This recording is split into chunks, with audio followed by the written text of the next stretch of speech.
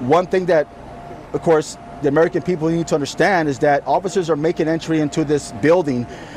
They do not know where the gunman is. They are hearing gunshots. They are receiving gunshots. At that point, if they proceeded any further, not knowing where this suspect was at, they could have been shot. They could have been killed. And at that point, that gunman would have the opportunity to kill other people inside that school. So they were able to contain that gunman inside that classroom so that he was not able to go to any other portions of the school to commit any other killings. So what you were just seeing there was a police lieutenant in Texas being asked about all of what's been coming out over the past few days in regards to the Uvalde shooting. Why is it that it appears that an ever increasing period of time, as more and more information comes out, passed before the cops actually went in and stopped this shooter? And in that video, he goes on to say, well, what people need to understand is that the cops could have been shot. And that was a mind-blown moment for me, Farron, because as I had been grappling, I'm sure as you were, about why it is that so much time would have gone by where the parents are desperately pleading for them to get in there. I hadn't considered, oh, they're worried about being shot. I see. Now look, I'm being sarcastic, clearly.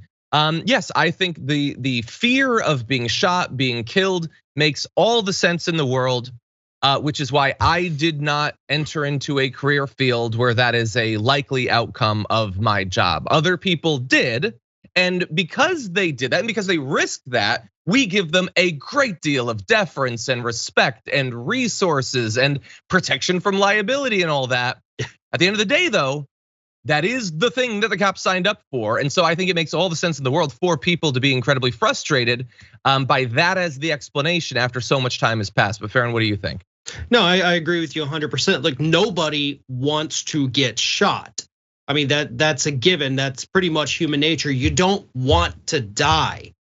But as you said, you did sign up for this. This is your job. You knew this was a hazard going in. We hear about it with police officers all the time. Amy Klobuchar, prior to Tuesday, talking about it on Twitter. All these cops died in the line of duty. Well, most of them were COVID, but still, this is a dangerous job, and you know it's a dangerous job, but you don't get to sit on the sidelines. If you're a lifeguard and you're on the side of the pool and somebody starts drowning, you don't get to say, well, look, I didn't want to get wet.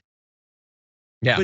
But that's literally what you have to do. If you don't want to get wet, you don't get to be a lifeguard. If you're not willing to put yourself in these situations, then you don't get to be a police officer. It is an unfortunate part of the job, absolutely, but it's a part of the job nonetheless, and you can't escape it. Yeah, and we're gonna get into more of what's been coming out. I've just been clipping things like because we stopped our production a little bit in advance of the show, but more and more is coming out. We're gonna get to that in one sec. But I just want to briefly say, because I don't know, maybe we have like someone who's watching this and thinking, well, it's really easy for John and Farron to say that. They need to understand the fear. What I would say is, I do understand it and I empathize it, which is why I don't want the cops to face such a horrifying situation. I mean, they're, I would assume, scared that this is a guy who has an assault weapon that they have to go up against. It's very scary to go up against someone who has a weapon of war. Thus, let's ban them. I would have loved for Wolf Blitzer to have asked that cop a question. Wouldn't it have been better if he couldn't have had access to this gun? Wouldn't it have been less terrifying for the cops? Wouldn't there have been a much lower chance that multiple cops would have been shot and killed if these weapons had been banned? Wouldn't cop lives be saved if people couldn't buy these weapons? And I don't know, maybe this particular police lieutenant would have agreed with us. Maybe he's on our side when it comes to gun control, but it certainly doesn't seem, Farron, like cops whose lives are on the line. That's one of the things at stake in these questions of what weapons should be legal, what sorts of ammunition should be legal, what sorts of magazines should be legal. A lot of them would be on the side of no, I think they should have access to these guns, and then we get to use how deadly and terrifying those weapons are as an excuse to not do our jobs. Well, up till at least a couple years ago, which was the last time I had seen any of these polls, a majority of police officers in the country actually did support getting these weapons off the street. They don't want assault weapons ban? Yeah, they don't want to face them either. They want stricter gun control because they know firsthand, probably better than anybody, how dangerous these weapons can be in the hands of people on the street. So again, that was a couple years ago. That was before the whole MAGA movement and trying to portray these cops as heroes and really turning a lot of them further to the right. So I don't know what those polls would show today, but at least, within the last 4 or 5 years, there was a time when police officers were well on the side of gun control, saying we've got to do something because y'all are killing us and this is not okay. So again, I'm sure the attitudes probably have changed a little bit, but there was a time when they were on our side, not even just our side. Let's be clear here. You've got over 80% of the public that supports universal background checks, red flag laws, all of these things. So it's 80% of the public, left, right, and center, versus about 20% who say, nope, you can't touch it. Second Amendment gives it to me. It's all of us against this small fraction of the American public right now. Yeah. Look, I as you were saying that, I was so like I thought, oh my God, Farron, wait, maybe Farron's right. Maybe the cops are actually against the assault event. So I tried briefly looking. We need to put more time into this. I did find one poll from 2013. They'd apparently asked police officers a couple questions. One is, do you think a federal ban on the manufacture and sale of ammunition magazines that hold more than 10 rounds would reduce violent crime? 71% said. No, actually, it's way more. 95.7% said no.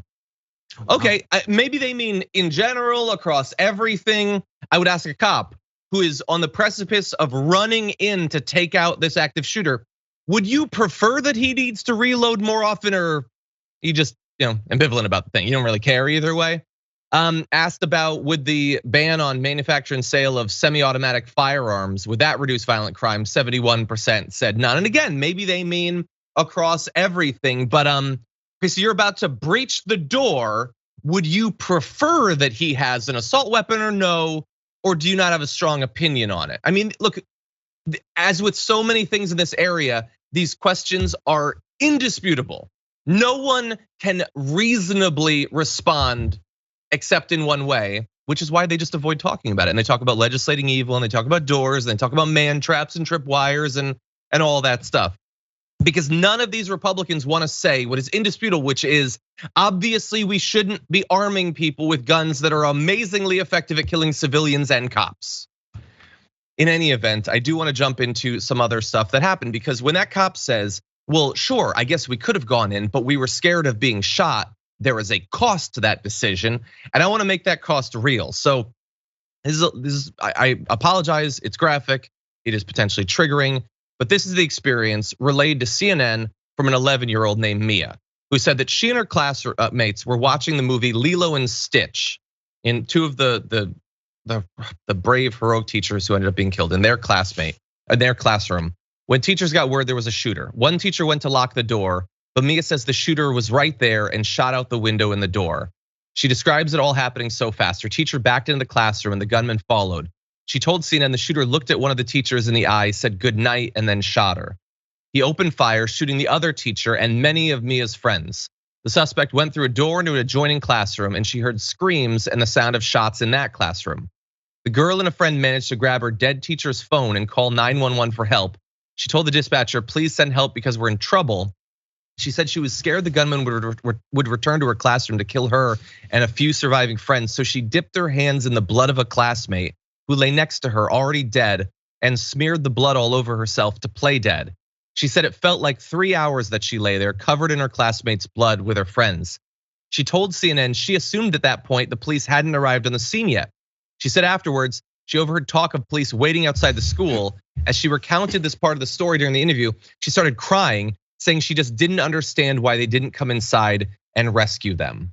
And so she was experiencing an even more horrific version of what the parents were experiencing outside. It felt to her like 3 hours. To be fair, it wasn't. It was only like a full hour that she had to lay there wondering why no one was coming in to help her. And bear in mind, I'm gonna throw out just a couple quick updates. Border Patrol tactical team says that they got there. They drove from the border all the way to the place, and the cops stopped them saying, don't go in. That's what they're saying. Bear in mind, the cops have lied. It's possible that these other law enforcement officers lied. The director of the DPS said there were no efforts made to rescue the children, because an on-scene commander said, well, he's barricaded in there. This isn't an active shooter situation anymore. We have time to get an employee to unlock the door, I suppose. So never mind that during this time where it's not an active shooter, parents are listening to shots ring out. It's on tape. Never mind that kids are calling the cops from the room saying, you have to save us. And most recently, a town hall showed this video of a Texas official saying that the door used to enter the school was propped open by a teacher. So I guess, Farron, I guess it's their fault. It's not anybody else's fault. Right, it's always somebody else's fault. It's never the cops that are to blame for any of this. But I had actually seen that quote a little while ago this morning from that young girl that was in the classroom, and I did send it out on Twitter just because it's so powerful, but also because I've had that talk with my kids. And that's a horrifying thing to even have to do, but I have had to sit my kids down over the years. I typically do it, before school starts each year. And I tell them what they should do in that situation, which is play dead. And of course, we saw children do that during Sandy Hook. Some of them said that's how they, were able to survive because they played dead. I shouldn't have to have that conversation with my kids. No, nobody should. No. This young girl should not have had to stick her hands in her friend's blood and smear it on herself so that if the shooter came back through that room, he would think he already got her. As these cops are sitting outside handcuffing a parent because the parent said, screw it, if you're not gonna go in, then I am. Somebody has to do something. And for these cops to have the audacity to go out there in this little press conference and say, well, the teacher left the door open in the back and obviously that's how he got it. You guys were out there the whole time. You could have run in there, stopped him, done something, but you weren't even strategizing out there. As far as we know, you're just sitting there waiting for the opportune moment to run in and get your kids and get them to safety before worrying about everybody else's children. It's maddening, and unfortunately, the more we learn about it, the worse it even gets.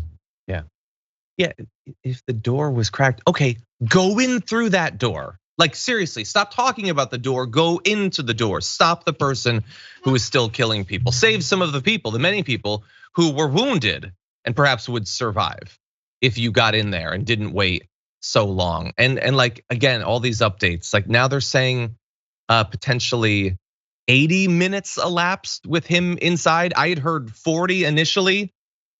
It just keeps getting worse. Apparently now they're saying he was outside the school firing shots for 12 full minutes before entering. I mean, I'm sure you remember, I know everything's developing fast. They told us, no, we immediately engaged this guy and then decided for some reason not to follow him into the school. Now he's just walking around, 12 minutes are going by, then 80 minutes are going by inside. Was there any urgency whatsoever? But seemingly not.